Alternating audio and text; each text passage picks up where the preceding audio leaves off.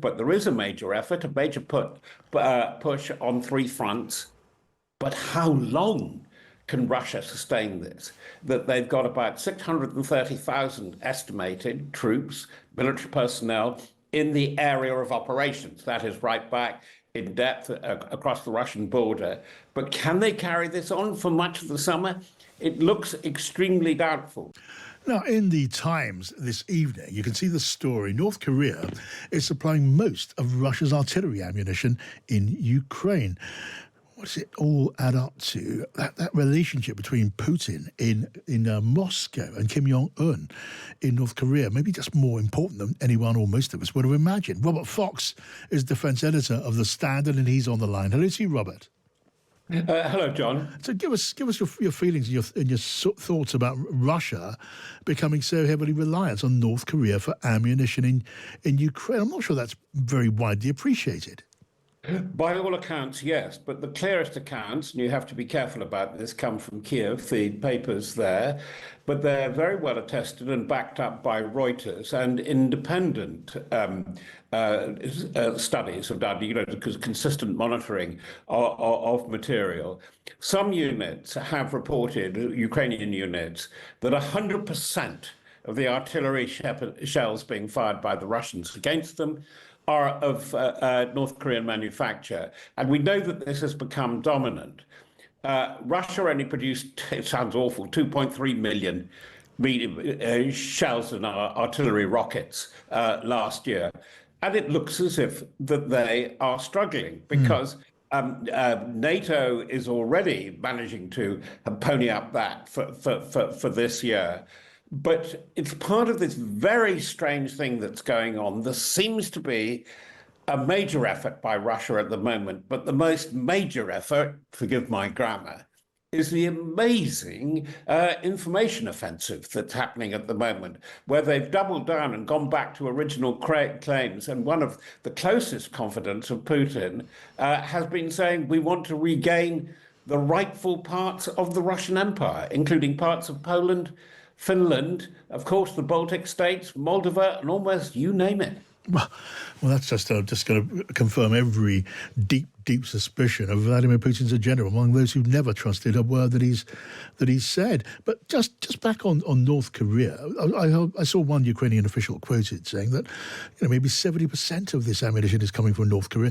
Robert, what happened to Russia's war machine?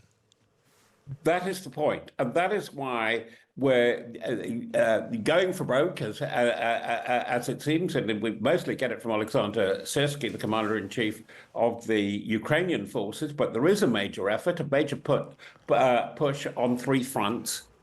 But how long can Russia sustain this?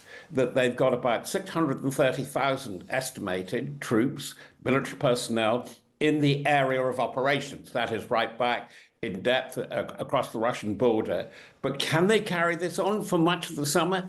It looks extremely doubtful, because while there's been a lot of credit given to Russia's massive forces compared to those, particularly in terms of personnel, compared to those of Ukraine, massive forces in bulk need supporting, need logistics, need armored vehicles, and they're getting attacked and pounded by the one area in which Ukraine seems to have an extraordinary advantage, albeit temporarily, it comes and goes, and that's drone attacks on immediate supply lines. Yes.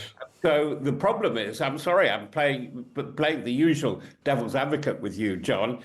I think for all the efforts and the very sincere efforts that are being made from Europe, less sincere, I would claim, on evidence being made by the United States, make peace, the war looks as if it's really going on, at least until the high summer and beyond. Yeah, but if Vladimir Putin cannot sustain this intensity of fighting for very much longer, doesn't that suggest that if Donald Trump were to apply the kind of pressure that he's promised to apply if Russia is not serious about peace, then Putin, he's capable of being driven to the table? There's little sign of it at the moment where we stand, because the thing that is coming through from the unofficial channels, the Telegram channels and so on, from Russia is the Russian leadership have been taken by surprise as to just, I have to put it like this, how compliant Donald Trump has been, and particularly his chosen envoy for this, who's met with Putin now, as well as his own number, the negotiator, his chosen envoy, Steve Witkoff. They're talking to all the Russian points. And you have to look at the evidence. There's a tariff war going on, tariffs being applied or being sworn at for or sworn to for all and sundry, including the UK and cars and close allies, and menacing noises being made to Canada and Denmark. I don't go on.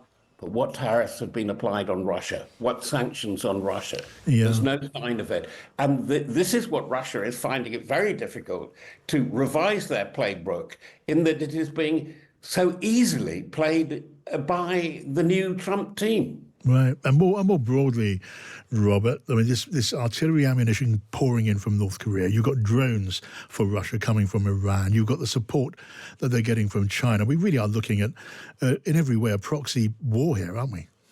Yes, we are. We are indeed, and I think that this must colour the thinking of the way America is trying to negotiate with Iran about dissuading them from going for a nuclear arsenal. And I think there isn't much hope of that. But I think, by the way, that is where the Trump administration is sincere and really doesn't want this and sees the consequences of that. There are so many things in play at the moment, John, including the future of NATO. And by the way, I think there will be a hard core of Europe that will continue to support Ukraine through thick and thin. And I think it's going to be pretty thin come towards the end of the year. But what is so interesting, and I've been writing about this a bit lately, is how placid, really, all things considered, the UK leadership has been. We're supposed to have had a strategic defence review. We're supposed to have been told where the 2.5% pledged of GDP is to go on defence.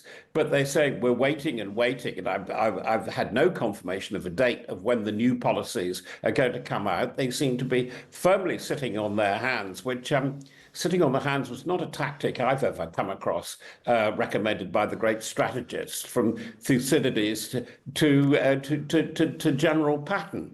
You can't go on saying your indecision is final. And I think we're in for quite a bumpy ride, particularly with Trump's increasing skepticism about support for NATO through this summer. Well, that is elegantly put, Robert. As always, thank you, Robert Fox, defence editor at The Standard.